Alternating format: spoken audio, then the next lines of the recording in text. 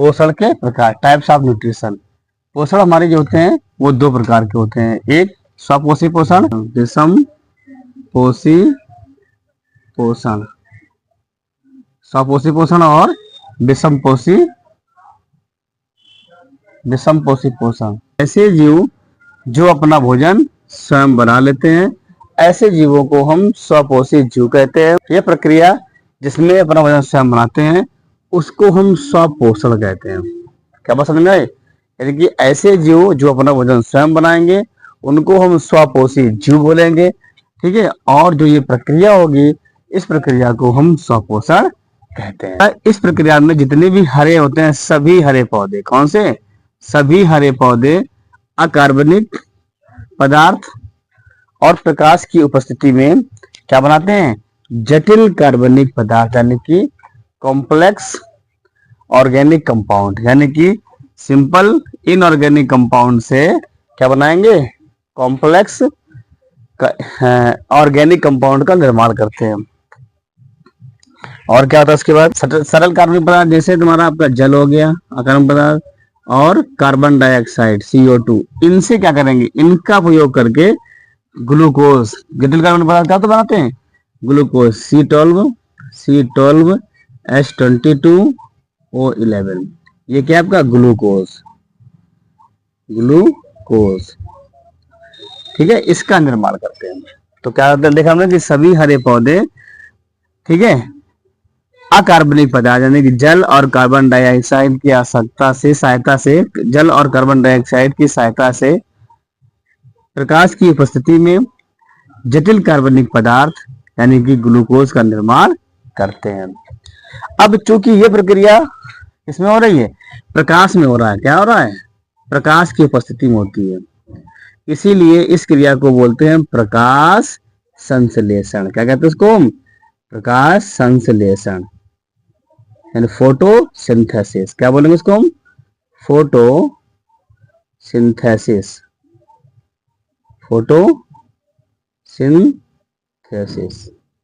कि प्रकाश संश्लेषण कैसा है? एक आपकी उपचयी क्रिया है। कैसी है?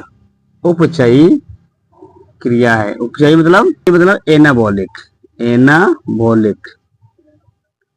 क्रिया है। एनाबॉलिक क्रिया है, यानी कि जो प्रकाश संश्लेषण कैसा है? एक उपचयी क्रिया है। उपचयी का मतलब क्या होता है? उपचयी का अर्थ होता है कि ऐसी अपक्रिया जिसको संपन्न कराने के लिए हमें ऊर्जा बाहर से देनी पड़ती है, तो ऐसी क्रियाओं को हम उपचयी अपक्रिया कहते हैं। तो प्रकाश संश्लेषण कैसा है? एक उपचयी अपक्रिया है, ठीक है। इसमें जो ऊर्जा है वो कहां से मिलती है? सूर्य के प्रकाश से।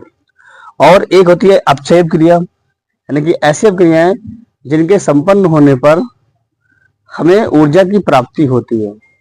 अगर ऊर्जा मिलता है तो ऐसी क्रियाओं को क्या बोलेंगे हम? अपचयी क्रिया बोलेंगे, कैटाबोलिक। क्या बोलते हैं? कैटाबोलिक। और ऐसी क्रियाएं जिनको कराने के लिए हमें ऊर्जा बाहर से देनी पड़ती है तो उसे क्या बोलते हैं? उपचयी अपक्रिया कहते हैं। तो प्रकाश संश्लेषण कैसा है? एक आपकी उपचयी अपक्रिया है। अब हम देखते हैं स्वपोषी पोषण के प्रकार। स्वपोषी पोषण कितने प्रकार होता है आपका? होता है दो प्रकार का। कौन कौन सा? एक को बोलते हैं प्रकाश संश्लेषी पोषण, फोटो सिंथेटिक, और दूसरा है आपका रसायन संश्लेषी।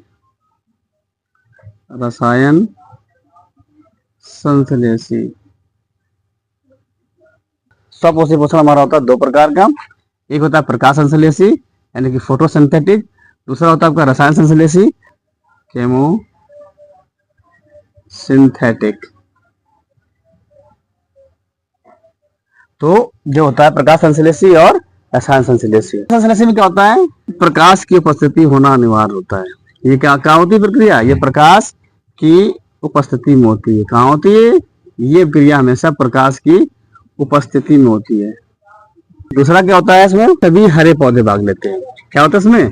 इस अपक्रिया में सभी हरे पौधे, जितने भी पौधे हरे होते हैं, सभी हरे पौधे भाग लेते हैं। यानी कि प्रकाश संश्लेषण क्रिया कहाँ होगी?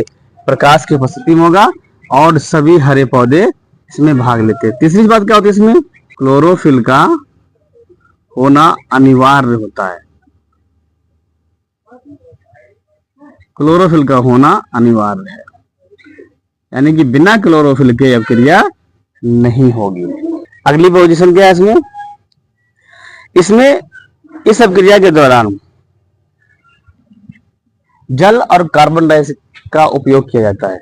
इस अभिक्रिया में किसका, जल यानी कि H2O और कार्बन डाइऑक्साइड CO2 का उपयोग करते हैं। और इस अभिक्रिया के बाद प्रोडक्ट के रूप में क्या बनेगा, ऑक्सीजन और ग्लूकोज का निर्माण होता है।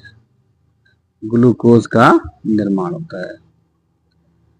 ठीक है, तो हमने क्या देखा कि प्रकाश संश्लेषण अभिक्रिया में क्या होता है कि ऐसी अभिक्रिया जिसमें प्रकाश का होना अनिवार्य होता है, यानी बिना प्रकाश की उपस्थिति की यह क्रिया नहीं होती है। दूसरा क्या होता है कि इसमें सभी हरे पौधे, इस अभिक्रिया में क्या होता है, सारे हरे पौधे क्या करते हैं, इसमें भाग लेते हैं।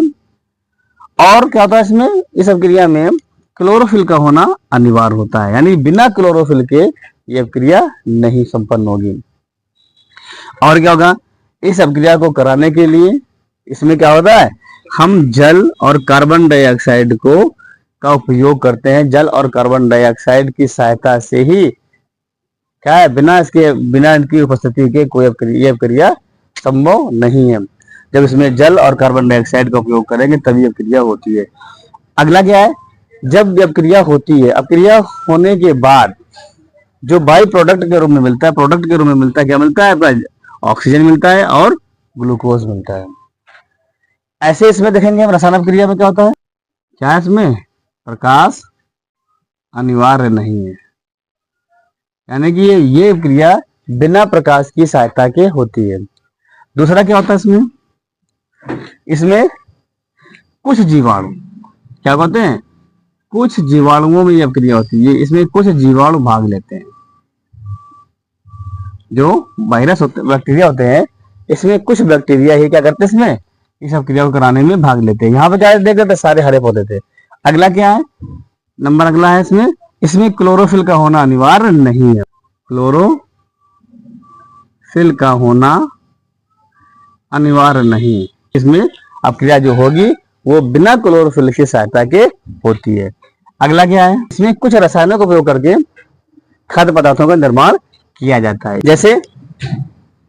जैसे आपका है सल्फर बैक्टीरिया आदि, जैसे नाइट्री कारक बैक्टीरिया आदि।